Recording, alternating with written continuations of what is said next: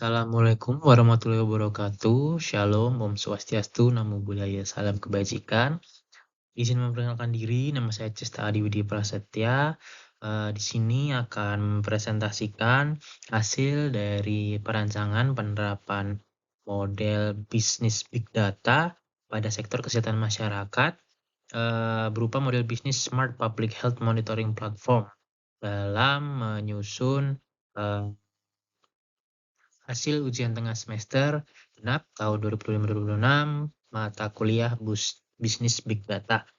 Nah, model yang saya usulkan ini adalah Smart Public Health Monitoring Platform, yaitu sebuah platform digital yang memanfaatkan teknologi Big Data, AI, dan Internet of Things untuk meningkatkan kualitas layanan kesehatan masyarakat secara lebih efektif, cepat, dan juga berbasis data. Baik, model bisnis yang saya pilih adalah platform digital yang menghubungkan masyarakat sebagai pengguna dengan sistem kesehatan yang terintegrasi. Nah, platform ini memungkinkan pengguna untuk melakukan monitoring kesehatan secara mandiri melalui aplikasi mobile maupun web. Kemudian data tersebut diproses untuk menghasilkan insight kesehatan. Mengapa model ini dipilih? Karena menghasilkan volume data yang sangat besar dari berbagai aktivitas pengguna, seperti input gejala, lalu aktivitas harian, dan juga riwayat kesehatan.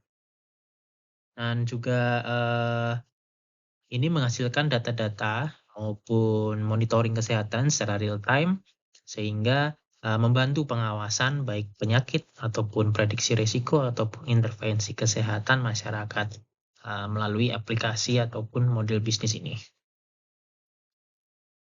Secara analisis proses bisnis yang berjalan, dalam sistem ini terdapat 4 pilar utama proses bisnis.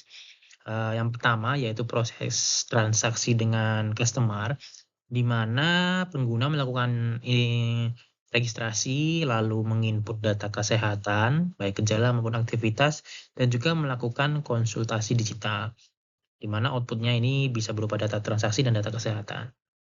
Lalu yang kedua, yaitu proses produksi atau inventory, yaitu proses pengolahan data kesehatan menggunakan teknologi machine learning, di mana untuk menghasilkan diagnosis awal serta rekomendasi kesehatan atas input data pasien yang telah diolah.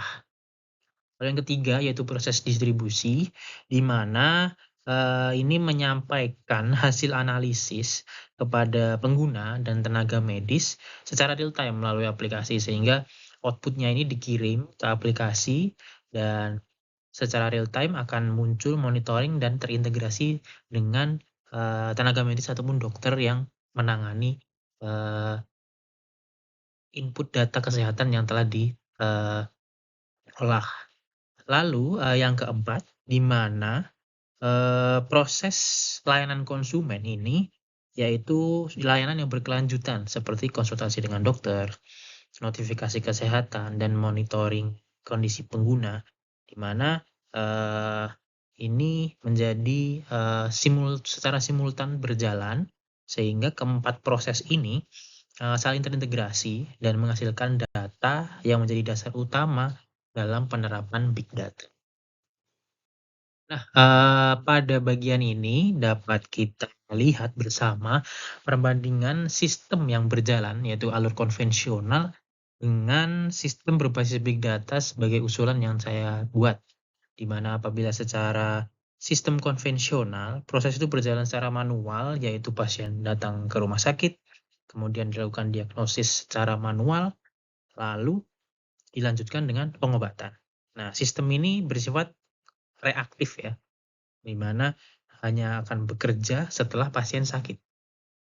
Nah, sedangkan pada sistem usulan Big Data, proses ini dimulai dari pengguna yang menggunakan aplikasi, lalu kemudian data-data dikumpulkan berbagai sumber seperti rekam medis, gejala, sensor IoT, dan aktivitas digital lainnya, dan data tersebut disimpan dalam data lake dan diolah menggunakan teknologi AI dan machine learning, yang mana hasilnya berupa suatu prediksi singkat ataupun prediksi insight kesehatan. Dan tentu saja rekomendasi yang dapat digunakan oleh pengguna maupun tenaga medis. Dan di mana sistem ini bersifat prediktif dan memungkinkan deteksi dini suatu penyakit. Secara kesimpulannya, jadi perbedaannya apabila konvensional itu manual dan big data yang digunakan apabila menggunakan big data maka data driven. Itu juga apabila konvensional reaktif, sedangkan big data itu bersifat prediktif. Nah, selanjutnya terkait dengan rancangan penerapan big data, ini terdapat beberapa komponen utama, yaitu yang pertama data ingestion, di mana proses pengumpulan data dari berbagai sumber seperti aplikasi, sensor kesehatan, dan rekam medis ini dilakukan, di mana ini bersifat real time ataupun batch. Lalu yang kedua adanya data lake, yaitu penyimpanan data, di mana ini semua data disimpan dan terstruktur secara fleksibel, baik data struktur maupun data struktur ini semua di sini disimpan secara komprehensif di situ. Lalu yang ketiga yaitu data processing dan analitik, di mana proses pengolahan data dan penggunaan algoritma machine learning ini dilakukan di sini dan digunakan untuk menghasilkan insight atau predicting public health risk, di mana ini menjadi output yang diberikan dari data processing analitik. Yang terakhir terkait dengan modern BI dashboard, business intelligence dashboard, yaitu visualisasi data yang digunakan oleh tenaga medis dan untuk pengambilan keputusan yang berbasis data dan monitoring kesehatan pasien ataupun user pengguna. Nah, adapun keunggulan dari rancangan penerapan ini, di mana keunggulan penerapan big data dalam sistem ini memiliki keunggulan utama, di mana yang pertama kemampuan deteksi dini penyakit yang ini dilakukan secara sistematis. Sistem akan menganalisis dan mendeteksi suatu penyakit lebih cepat melalui gejala-gejala ataupun aktivitas ataupun rekam medis yang diinput oleh pengguna ataupun user. Lalu yang kedua yaitu terkait dengan prediksi risiko kesehatan, di mana ini kemampuan mendeteksi